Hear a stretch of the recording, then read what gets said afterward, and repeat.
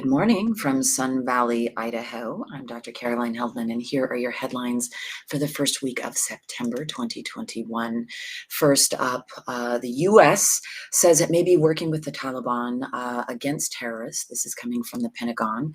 Just a little context here. In the last 2 weeks, the U.S. military has done an incredible feat of evacuating 122,000 Afghans and U.S. citizens and other nationals out of the country. There are still approximately 100,000 Afghans who helped us during our 20-year occupation and their families, as well as a couple hundred Americans who need to get out. The U.S. has negotiated with the Taliban to make sure that all of those people get out, but who knows whether or not the Taliban will keep their word. They're not known for that. But here's the one good piece of information, or silver lining, if you will. The Taliban needs money. In fact, their banker is charming bankers in other countries are attempting to, in order to make sure that their funds are not frozen. They also need humanitarian aid, and they want economic investment so that they can make money in their country, right? So the almighty dollar may be one of the most potent ways to maintain at least a base level of humanitarianism with the Taliban. If you recall, in the mid to late 90s, they were a brutal regime following a very extreme, relatively new interpretation, but very extreme interpretation of Sharia law, one that entailed the twisting off of hands if you're caught stealing, murder if you're caught in adultery, as well as, of course, keeping women in the home, horrible economic and physical violence and abuse, high levels of sexual violence. So this is not something that the Taliban says it wants to return to, because it was a global pariah in the 90s. So right now, many countries and banks within those countries are putting pressure on the Taliban to maintain their agreements, both in terms of letting folks out of the country in the coming months and also maintaining a basic level of humanitarianism through these economic sanctions. With that said, the Taliban have already sent women back into the home saying, look, we can't actually control our fighters on the ground who want to engage in brutality against you and don't understand why you're out and about living your life. And I actually believe the Taliban leadership. It's not as though the Taliban is one thing. The leadership wants to present a certain face to the global community in order to get financial assistance and make money. And they're probably likely having a very difficult time keeping the rank and file in order when their extreme interpretation of Sharia law is so anti-humanitarian and so abusive and inhumane. Second big headline, Hurricane Ida touched down on the Gulf Coast. It's now made its way up and caused massive flooding in New York and is on its way to Boston. Ida evacuees are being told to stay away from Louisiana cities in crisis. What do we know about Hurricane Ida? Well, we know that it was more extreme in its potential for damage and its wind speed than Katrina, but the nearly $15 billion that the federal government invested in levees and flood mitigation worked. It worked. If you recall, in 2005, August 29th, the 16-year anniversary, Ida touched down on the same day as Hurricane Katrina, but 16 years later. Back in 2005, Hurricane Katrina, the flooding was predicted. It was preventable. It was the largest engineering disaster in history, which means it was human-made.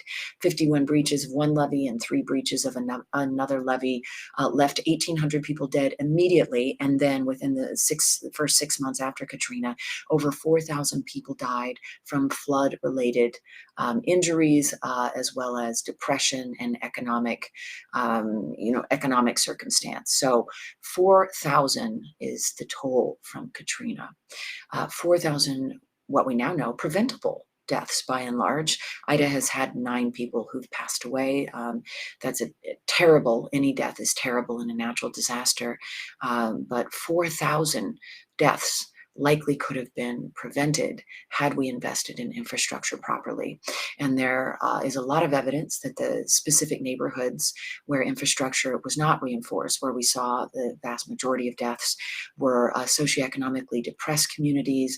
They were poor communities. They were Black communities.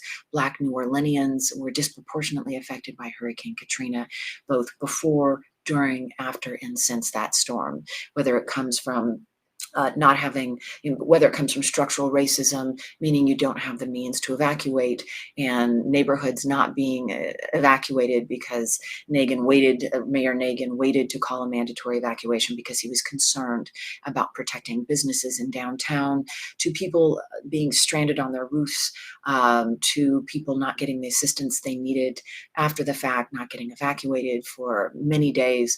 And then when they did evacuate, not having any way to return home. The courts have found that indeed there was widespread racism in the way in which the Road Home program, which was the program to help people, the public assistance program to help people rebuild, the money simply didn't flow to Black New Orleanians in the same way that it flowed to white New Orleanians.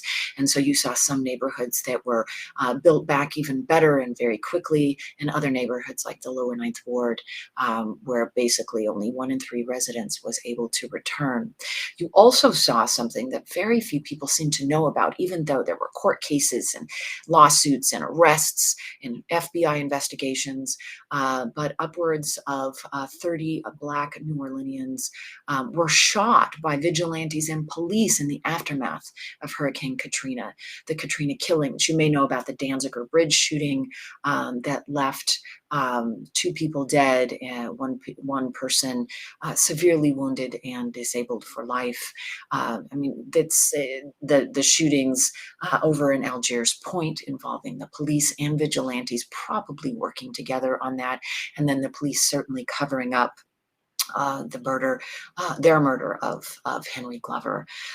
So these stories hopefully will be coming out in documentaries and other profiles, and are finally getting the recognition that they deserve.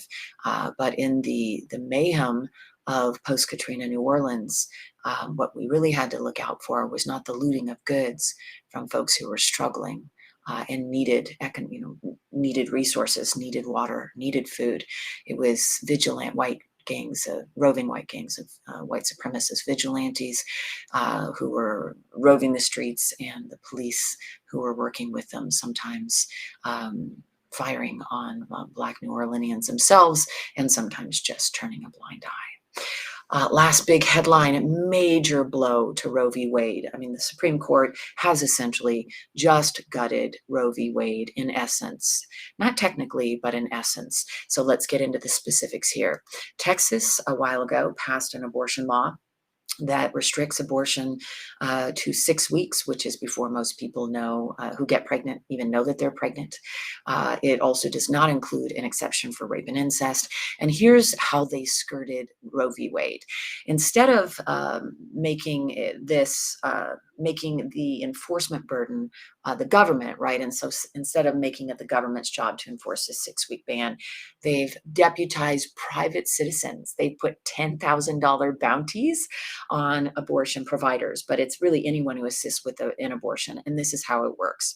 Say I'm in Texas or I'm in California and I hear about someone who's getting an abortion after 6 weeks, then I can sue the abortion provider. I can sue the person, anyone who helps them with financial assistance. I can sue their Uber driver who took them to get an abortion, and I can get a $10,000 bounty if I do this, if I pursue these folks who assist with abortions. So that's how Texas got around the federal government infringing upon a woman's right to choose. They deputized private citizens to intervene. This is really scary. I mean, it set aside abortion. That part of this law is incredibly scary. Having citizens patrolling and deputized to have, with bounties on other private citizens. So what did the Supreme Court decide? Well, all of these emergency petitions, emergency stays on this Texas law that were filed by women's reproductive rights groups, the court said, nah, we're not going to stop it. In a scathing dissent, Justice Sotomayor said, look, this is unconstitutional. We have written a woman's right to abortion into the law with Roe v. Wade, with a later amendment to that in the Casey decision, saying that you cannot put an undue burden on women. And that's the standard. And that's the standard in all 50 states. So Sotomayor and others dissenting, Sotomayor's dissent in particular, though, is really calling on the fact that this is an unconstitutional, it's a back way of doing an unconstitutional ban on a fundamental right. What's interesting is that Chief Justice Roberts sided with the liberals on this. So who decided to gut Roe v. Wade? I know it's shocking. Kavanaugh, Gorsuch, right? Amy Coney Barrett, the three justices that Donald Trump put on the Supreme Court and said they would overturn Roe back in the 2016 election when Merrick Garland's nomination was being held up. I was on every show I could be on saying the obvious, which is that the reason that Donald Trump was gaining so much ground from evangelicals, even though he had hired sex workers, prostitutes, right? Even though he had had affairs outside of his marriage, likely had abortions, or at least that was the scuttlebutt. Abortions, it's actually not something that should be stigmatized. So I just want to point that out. But Donald Trump had held many values in his life that ran directly counter to the values of Pentecostal evangelicals, right? So why were 8 out of 10 supporting him? And I mean, really supporting him strongly in the 2016 election? It was because from every pulpit, the preacher was saying, look, Donald Trump is our guy. Mitch McConnell is holding the Supreme Court seat, and they're waiting for Donald Trump to get in to appoint someone who's going to overturn Roe v. Wade. And that is how they turned out evangelicals in that election, which were a significant voting bloc in putting some states over the line for Donald Trump, right? And folks were like, oh, honey, settle down, patting me on the head, settle down. That's not the plan. And I'm thinking, yeah, it is. I was on the front lines of the abortion rights movement, or the right to life movement, for almost 2 decades. I was protesting outside of abortion clinics. I was at strategy meetings. I know how well organized this movement is. And I knew that this is exactly what was happening. And I was hearing this from friends who are still Pentecostal evangelicals who are telling me our day is coming.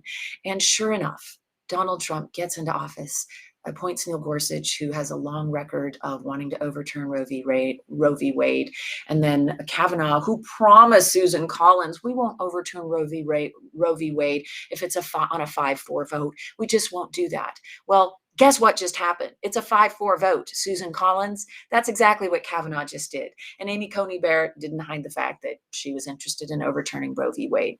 So the court has been highly politicized.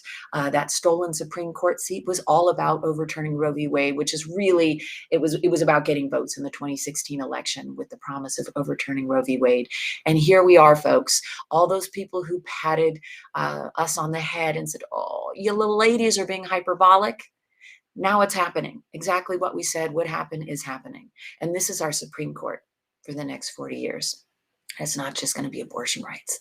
It's going to be climate change. It's going to be voting rights. It's going to be voter suppression, racist voter suppression. It's going to be all of that. So on that not so hopeful note, actually, let's inject a little hope. What do we have but the fight? I actually think that the right wing and pro-life advocates have vastly underestimated the sleeping giant that they have just awoken by overturning Roe v. Wade. So as you head out into your day or stay home in the pandemic, please be gentle with yourself, be kind to others, and rock on.